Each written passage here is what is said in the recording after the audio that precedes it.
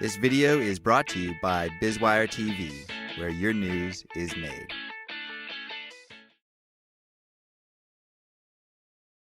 I'm Richard. I'm the creative partner, as it says there, at Gather.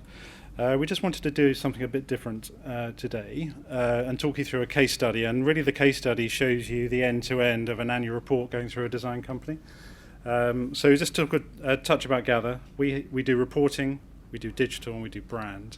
And it's very easy, I think, to look at those as silos, as separate things. But actually at Gather, what we work very hard to do is to connect them all together for the benefit of, in the case of a FTSE business, to build its reputation.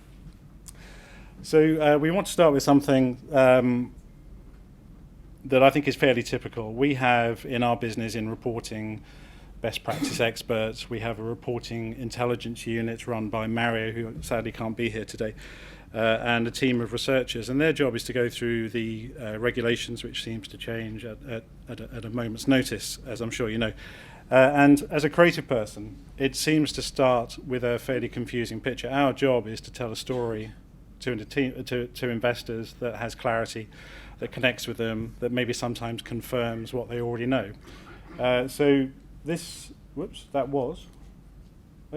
Stopped. This is the Syndicate of Drapers Guild. It's a Rembrandt painting. Why am I showing you this? It's because their job was to assess the quality of cloths. So they are traditional regulators. That is the backdrop and the starting point for all of our work at Gather. So we need to understand what's going on in their world. I think as an observation, a lot of what is going on in their world is siloed. They seem to work not necessarily with each other, but sometimes against each other, and sometimes cross over. However, what we want to get to is a coherent, simple picture, much like the one on the screen there, one that has clarity, one that confirms the story, as I said before. So I'm a creative person. I like to deal in pitches. Why we don't use Connect 4 at Gather, you'll be pleased to hear. But as a visual metaphor, it's quite useful. This is maybe how most reports start in most reporting agencies. There's a lot of bits. There's regulation, there's brand, there's previous reports, there's news stories, there's RNS. None of them quickly come together as one complete story. And what we attempt to do is throw some logic at it and some structure. And really what we try to arrive at is something similar to this. So what you're looking at left to right is the possible flow of information through an annual report for a PLC. It doesn't have to be exactly like this, but there's a fairly logical flow here, which I'm just going to go through. Starting on the left, markets. An investor doesn't want to work that hard to understand the environment you're in. Therefore, our collective job is to tell a story of the market that you are in. Now, we're going to look at a case study in a minute for Hayes PLC. That is the one that we're going to show you that is the end-to-end. But for the market for Hayes has a number of macro and micro trends. They affect their business, they affect their thinking, they affect the way the board thinks, they affect the way the strategy works, how they create value. We think that's a fairly logical starting point for a story. So if an investor understands all the things that are going on in the market for someone like Hayes PLC, you can therefore understand how the business model has been set up, why it is the way it is, and how it might potentially create value within that marketplace. The role of the strategy, as we all know, is, and I'm going to work backwards and forwards, the role of the strategy is to throw a plan around the business model to make sure it works in the marketplace. And the role of the strategy is absolutely to link to the market. So whilst this is linear, as we will all know, it isn't actually a linear story we're always telling. So a trend in the market might absolutely affect your strategy. So we heard with the last speaker that changes sometimes require changes all the way through a business, and indeed in the way you tell a story. So the role of a strategy is the plan to monetize, if you like, the business model within that market. The KPIs, as we all know, are there to judge the success of that plan. The risks, why are they linked, how are they linked? They should be linked all the way through. And there really should be reference points from market through to risk, from strategy through to risk, and backwards and forwards through to KPIs. Therefore, when you get to that point, you as an investor, as a potential reader or viewer of an annual report, can understand the performance of that business because you understand the market and all the different trends and bits of information that they've chosen to give you. The worst annual reports, by the way, are the ones that assume you know or they leave it up to you to find out. So you look at their performance and you think, I can see the figures are going up. I don't know if they're going up that well. I don't know if it's sustainable. I don't know if the same thing is going to happen next year. So performance is interesting once you've understood that picture, and financial position is the output of everything plainly that happens. So that as a creative person helps me understand how the bits I'm looking for to tell a story. Now the Hays case study that we're going to look at, it was a new client for us last year, and the report is over there. And it was interesting for us because we were able, as a new agency to a new client, to ask lots and lots of questions. I think without going into it, I think they'd kind of lost their way over 5 years, and the logic of that starting point story that I've just gone through was lost. It was almost unclear as to what the business actually did. It has seemed to have got obsessed with iconography, and everything had an icon with it, and it was the role of an icon is to maybe to potentially link one thing to another, but there were so many, it was a blizzard. So we had a creative process, and it was very much like the previous speaker. We wanted to really understand the story, because what we were looking at, we couldn't really get it. And typically, as creative people, we sit in that locked room that, again, the previous speaker referred to, with our blank pieces of paper and sometimes our blank looks. And we're looking for that. We're looking for an answer to that. What is it about Hays that makes them different? And actually, the answer was staring us in the face. If you look at their identity, so you're looking at now their logo with their strapline. We began to piece this thing together over a number of days, and it went like this: Hays. It's a fantastic brand. It's the leading brand in recruitment. It's got a reputation. It's efficient. It's value creating. It has a fantastic business model. It has a dividend policy. It has a dividend growth. It has a dividend track record. There's a story around Hays, the group, which was, again, completely lost. Recruiting. It's a really fantastic business that does recruiting really well, and we've all been involved with recruiting at some level in our careers. They are very technically minded. There's a number of hits on their website. They place thousands and thousands of people all around the world. That is what they do. How do they do it? Because they do it expertly. So they have nearly 10,000 employees, but they run insight campaigns. They properly train their people, so they absolutely know. And so they're not just recruiting people, they're expert at recruiting. And these blue bits of text were actually the bits that we managed to find in their annual report and across their website. They were just scattered to the wind with no reference points at all, and we were able just to push them around the name of the business. And the last one was, where do you do it? We do it across 23 countries, X amount of regions. We have a global platform of technology. And the answer, as is always and should be the case, is staring us in the face. And so us as creative people, we like to think that we can invent something and it'd be great, and we'll turn up at your offices and we'll present you with new ideas and you say, that's fantastic, I'll have it. Actually, in 99% of the cases, the story is already there. It probably isn't being told that well, and that's the problem. And certainly in the case of Hays, it certainly wasn't being told well. So, as I say, the answer was staring us in the face. So we had the story. New agency, silly questions, can we meet the brand team? So this is going back to our silos. You've got digital, you've got reporting, you've got technology, you've got brand. Brand isn't the logo on the page, and it's not the colour scheme. And we had so we met the brand team at Hays. We talked about where things had gone a bit awry. We were very interested to see their very, very seriously detailed brand document, which was actively maintained, but in terms of detail, but managed by no one. So everyone was allowed to do whatever they wanted to do. And it got them, these are extracts, these are 2 visual extracts from their previous report. So within the photography element, it's about real people doing real things in real environments. These are images that they had chosen. So the one on the left is a Getty shot of someone walking through, I think, Singapore airport. Fine. The one on the right, I don't know, maybe it's photographed on someone's camera, on someone's mobile phone, but it's pretty cold, static. There's no story there at all. Completely different styles, completely against regulation, but allowed to happen.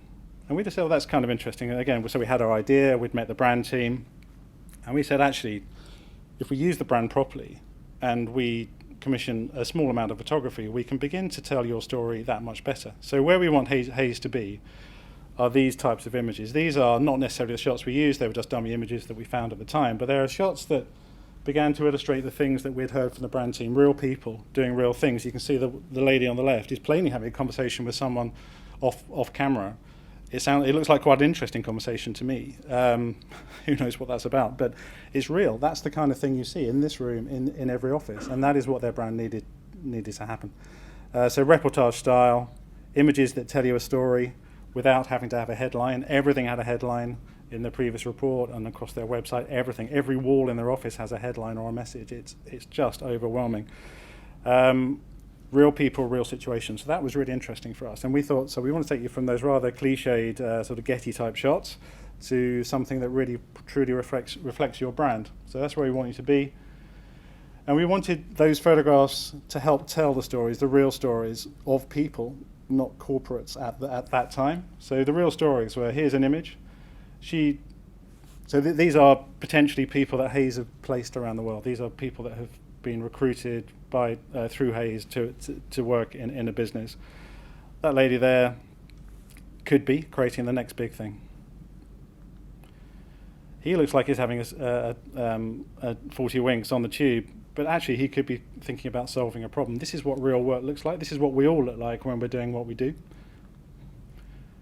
And this person could be sitting alone for some reason in an auditorium, but they could actually be rehearsing for a big presentation that leads to a big contract. And we wanted to use all these images because that adds an element of reality and depth to the story that was already that they wanted to set out. So why brand? It's because, just coming away from Hays, it's just because the way people value a business has changed. If you go back to 1975, it's manufacturing, it's tangible assets is the majority. That's factories, product lines, people making things.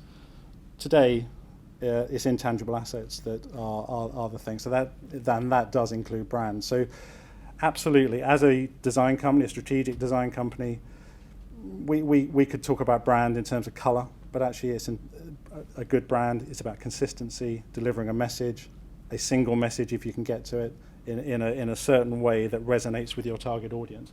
So we thought that was interesting. The trend has been that, just for reference.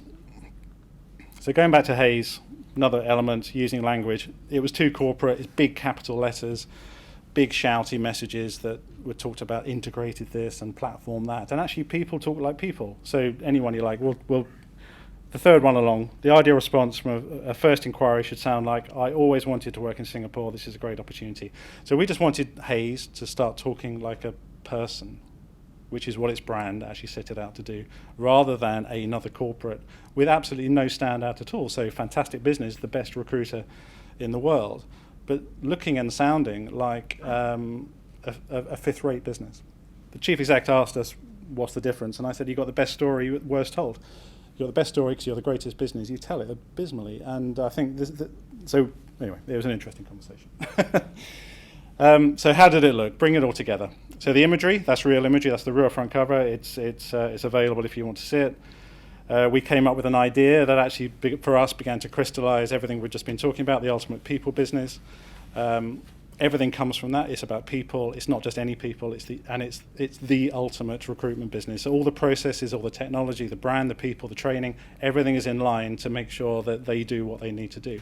And as an investor, that's quite reassuring to know that you have if you like, an arrowhead to your story, and everything is aligned behind it. The image, we commissioned a global photography campaign, and the images are now being used across every touch point. So that's the cover. The first spread, I'm just going to whistle through these spreads, but this one in particular, on the right-hand side, was a first attempt at saying, this is the Hays story. So, and it's written, we believe, in English rather than corporate speak. 33 countries across 250 offices. We received, 20,000 CVs. We work for hundreds of clients. We do thousands of interviews. We use technology. And all of that defines us as Hays. We are Hays. We are the ultimate business. Not necessarily new, but new to Hays. Have a point where, in your report, where you kind of say new readers can start here. Never assume that they know something. Skipped a few pages. This is just to say we do it on scale. So yes, we do that text that we just quickly read through. But so how did we do that last year? So last year we placed thousands of people in permanent jobs, over 230,000 in temporary roles, or to put it another way, and this is the human voice coming in, we put a smile on 290,000 faces. And the smiles are both the people who got the job, but also their employer, because there's a lot of follow-through with Hays, and they do like to know they've done a good job.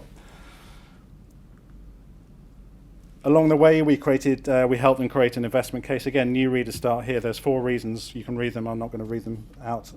There's 4 reasons to invest in Hays. They're pretty good reasons. Completely lost in the report. We had to work very hard to find those. It's part of our job. We were very lucky. We had a client who wanted us to do it, and they helped us enormously to get there as well. Chief Executive had a number of questions to answer, so we gave him a Q&A. And we tried to get some energy into the photographs, energy that we could see in the meetings, in the corridors, even in the reception, but again, lost in the communications. We talked about the market. We've talked about the market just quickly a minute ago.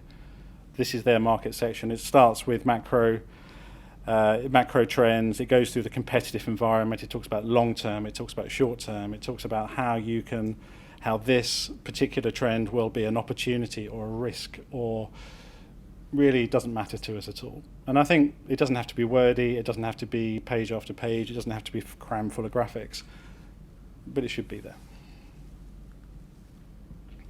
And again, we're going through the Connect 4 thing, the strategy. So the strategy has a number of pillars, that's fine. On the right-hand side, how does it link to KPIs? There's some iconography there. And at the top, in an interim PowerPoint presentation, we found a strategic roadmap that had never been used, and we put that across the top and said this strategy drives us left to right across that graphic at the top, that allows us to enter more countries that we're certain our business model will work in, where we can create value for the long term for the investor. Business model honestly took a lot of work. Mario was at the heart of that with the reporting team back at Gather. Very simple. Resources on the left. What do you need to run this business? How can to actually be Hays?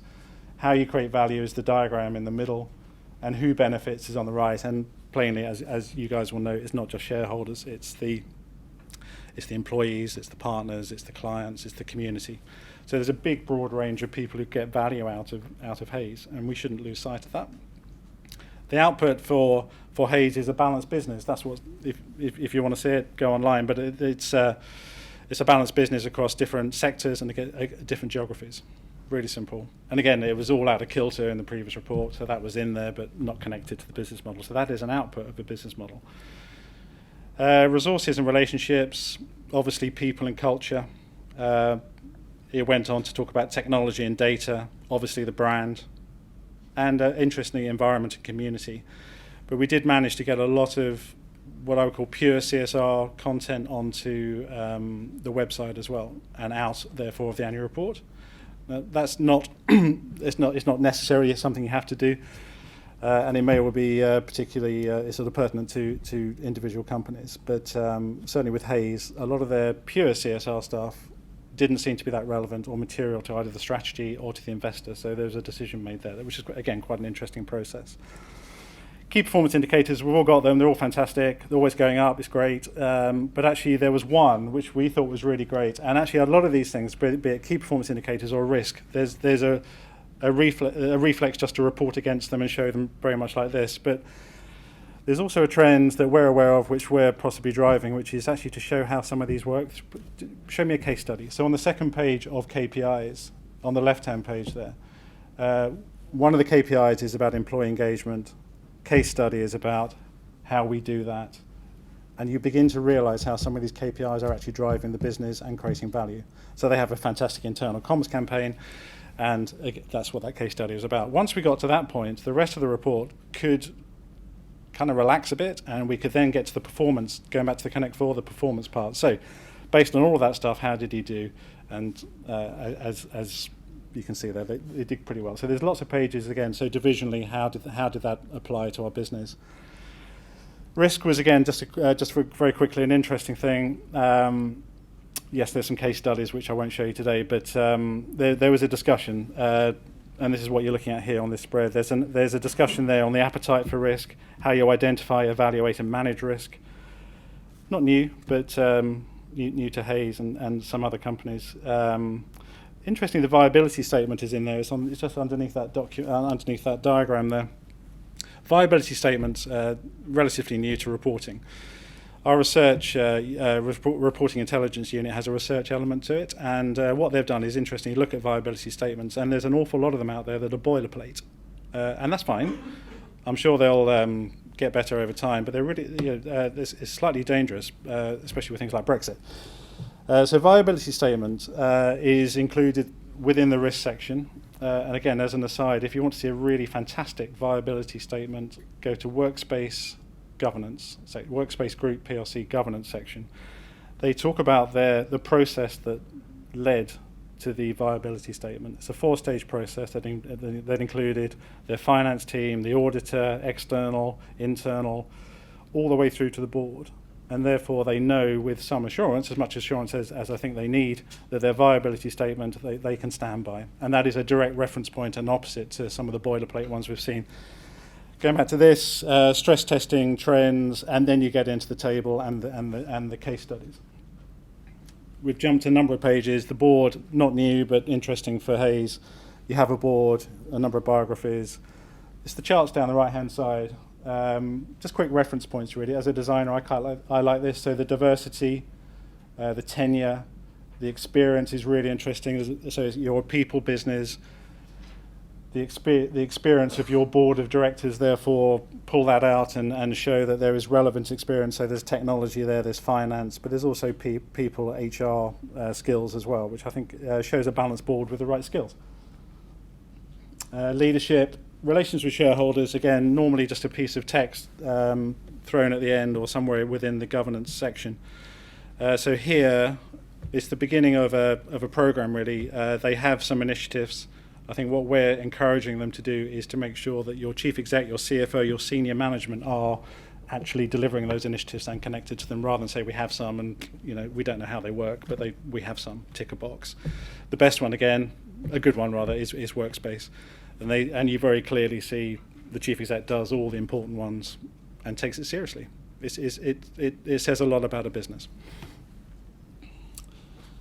So I talked at the beginning about the 3 things, reporting, brand, and digital, just to prove that it did work. So we've got the report on the left-hand side, we have the report online.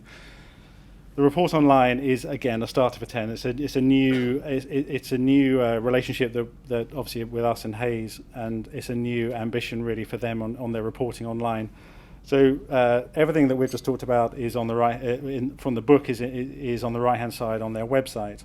But we're now beginning to use analytics to just understand how the investor is, so when we talked about it earlier, how the investor is actually accessing that information. Are they accessing it at all? Does it give us any clues as to how we can move this story on for next year, rather than just say, well, we've done a lot of work year 1, we'll just pump it out year 2.